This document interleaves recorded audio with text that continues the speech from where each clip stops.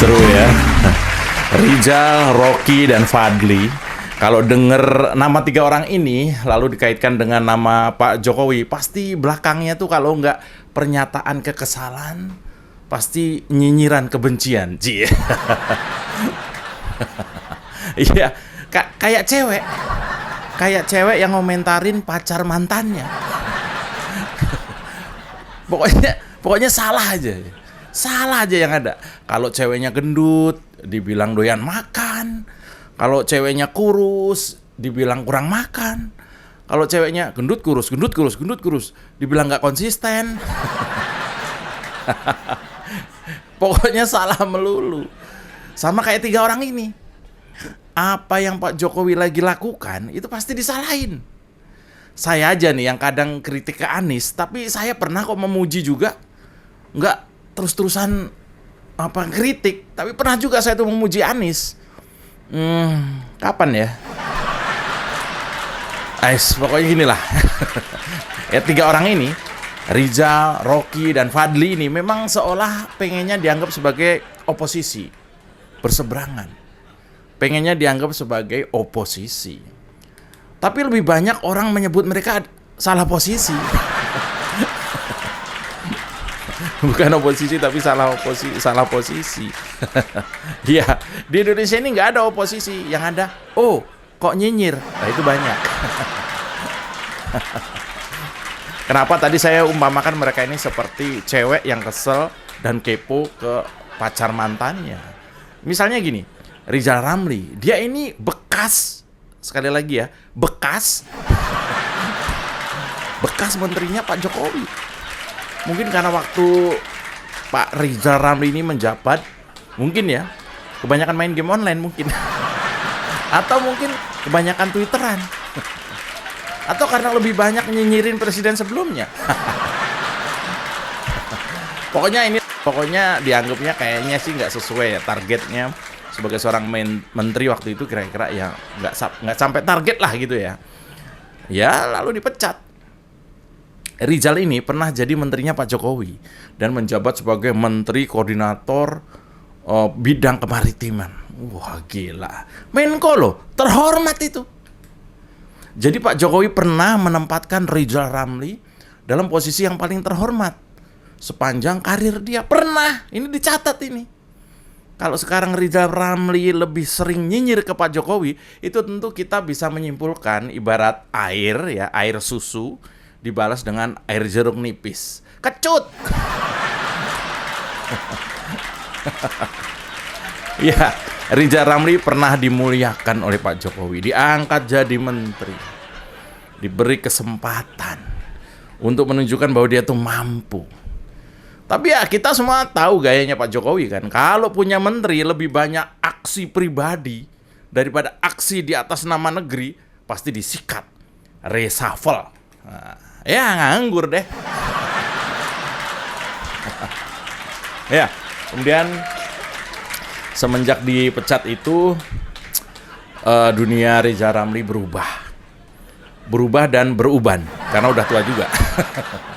Sejak saat itu Rizal Ramli berubah. Dunia tak seindah sebelumnya. Fasilitas dan kehormatan sebagai pejabat top negeri ini kelar, bubar. Sama nih kayak misalnya Saidu, Refli Harun, sama. Episode perdana sakit hati pun dimulai. Ya. Dan anehnya waktu jadi menteri biasa-biasa aja sih menurut saya. Nggak menonjol banget, nggak. Gebrakannya juga nggak ada yang tahu. Tapi begitu udah di luar kabinet, seolah-olah ahlinya ahli, best of the best, lebih Sri Mulyani daripada Sri Mulyani. Iya, ngomong-ngomong dengan Bu Sri Mulyani ya, sepertinya Rizal ini memang cemburu banget dengan Bu Sri Mulyani, yang memang masih memegang rekor Menteri Keuangan terbaik di dunia. Sirik nih ya. Ya, kita belum tahu ya alasan Rizal Ramli ini selalu memandang buruk pemerintahan Pak Jokowi ini ya. Padahal dia dulu ada di dalamnya. Ya mungkin Rizal Mungkin Rizal punya solusi yang paten yang keren banget terhadap banyak masalah negara ini. Mungkin Rizal punya, mungkin ya. Biasanya orang nyinyir kan biasanya punya, tapi mungkin juga nggak punya. Nyinyir aja biar eksis. Ya, apalagi begitu melihat kejadian kemarin. Pak Jokowi di Jerman di acara apa itu? G7. Grup 7 ya. G7 itu Pak Jokowi di antara beberapa presiden. Rizal dan kawan-kawannya tambah puyeng. Bagaimana bisa seorang Jokowi yang mereka benci bisa jadi orang Indonesia yang sampai dikangenin banyak presiden lain? Bagaimana mungkin Jokowi yang selalu direndah-rendahkan sebagai, ya jujur aja lah, mereka bilang Pak Jokowi itu nggak punya kemampuan, tapi buktinya Pak Jokowi itu di Jerman dikangenin, dicari banyak presiden. Oh ini orang bener nih gitu, kira-kira begitulah. Bahkan Presiden Amerika, Pak Joe Biden itu pakai acara rangkul peluk segala, padahal bukan muhrim. Ya, Pak Jokowi selain hadir di acara halal bihalalnya negara-negara Grup 7 itu tadi, G7.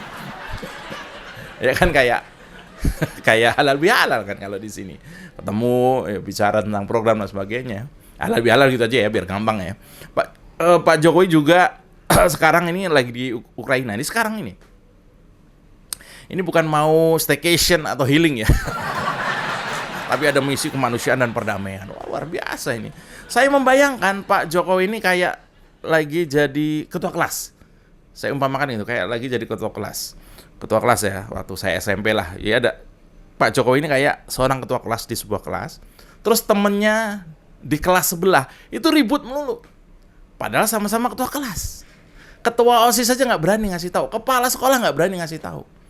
Ya Pak Jokowi mungkin kesal juga, aduh gitu ya. Pak Jokowi datengin ke kelas itu karena berisik, ganggu kelas lain yang mau belajar. Mau datang ini Pak Jokowi ini perumpamannya ya. Nah sebelum Pak Jokowi sampai ke kelas itu, di tengah jalan ketemu sama komunitas 7 kelas lah gitu kira-kira. Komunitas 7 kelas, K7, kalau di sana kan G7 ini K7. Lalu mereka itu kayak kagum gitu ke Pak Jokowi. Weh Jok, kangen banget gue sama lu Jok. Aduh, contekannya ya, makasih ya kemarin ya, contekannya terus peluk gitu. Ini kata ketua kelas dari Amerika. Banyak ngomong tapi penakut. Terus ada lagi pakai nonjok-nonjok lengan gitu. Ini ketua kelas dari Inggris biasanya begini nih. Lu yakin lu mau damein kelas sebelah Jok? Hati-hati lu Jok, anaknya galak-galak. Apalagi nama ketua kelas yang namanya Putin. Aduh, galak banget. Hati-hati deh. Tapi kalau udah balik ke Indonesia, salamin ya buat Ariel. Terus Pak Jokowi jawab, oh Ariel Tatum.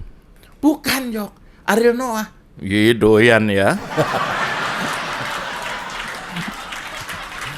Ya, perjalanan Pak Jokowi ke Ukraina dan Rusia ini bakal bikin kelabakan orang-orang yang selama ini jadi pembenci beratnya Pak Jokowi. Pasti. Meski jumlahnya mereka tuh sebenarnya nggak seberapa yang sirik-sirik ini ya. Ya diantaranya 3 orang tadi itu. Tapi mereka itu tadinya tuh adalah public figure. Rizal, Rocky, Fadli itu figur, pejabat. Jadi ada pengikutnya lah ya. Jadinya kan rame. Kelihatannya jadi rame. Seperti Fadli John misalnya.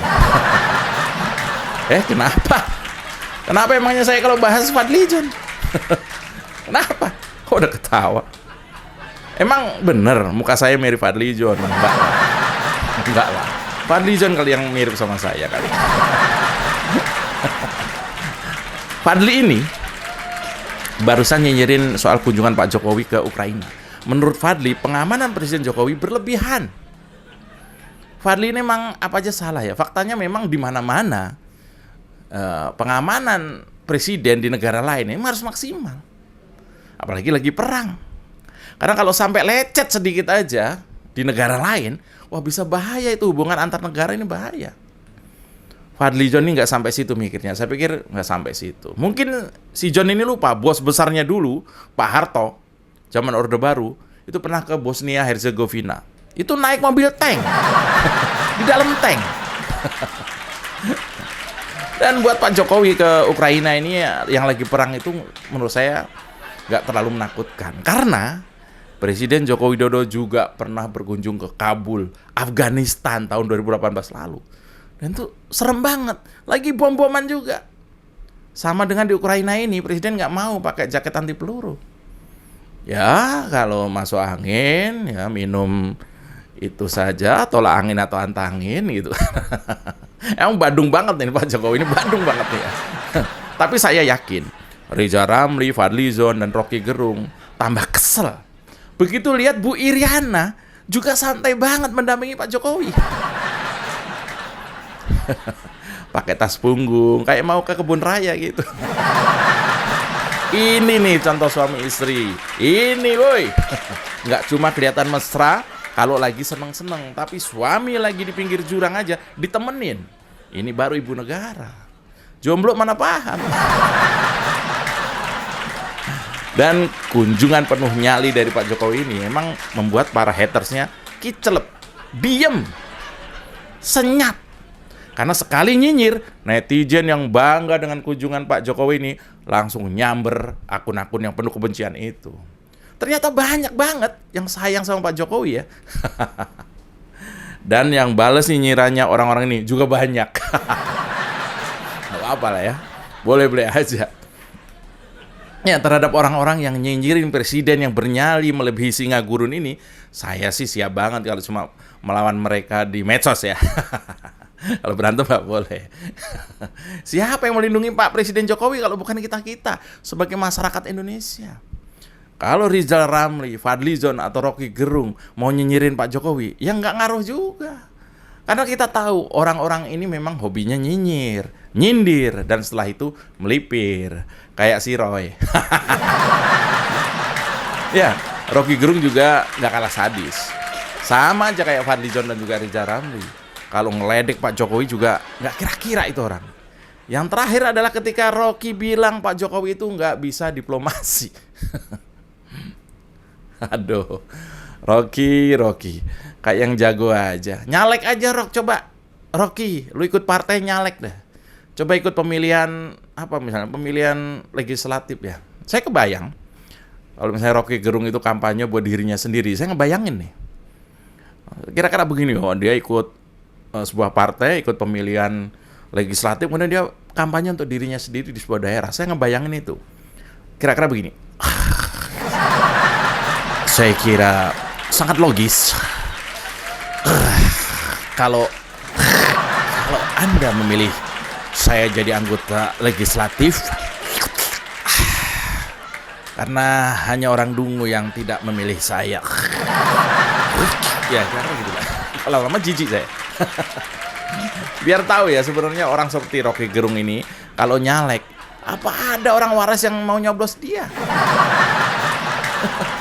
Ya, keberadaan trio nyinyir ini cukup meramaikan jagat perpolitikan kita sebenarnya. Kadang kalau mereka nggak nyinyir itu kita jadi kangen juga ya. Kangen pengen ngebales maksudnya. Tapi kalau mereka nyinyir itu sebenarnya juga ada gunanya. Karena selama mereka nyinyir, artinya memang pendidikan di Indonesia ini harus segera digeber. Kalau perlu anggaran digedein. Pendidikan harus gratis. Kalau perlu sampai bangku kuliah digratisin. Biar anak-anak Indonesia ke depan nggak seperti mereka. Saya Mas Jopre, aman kan?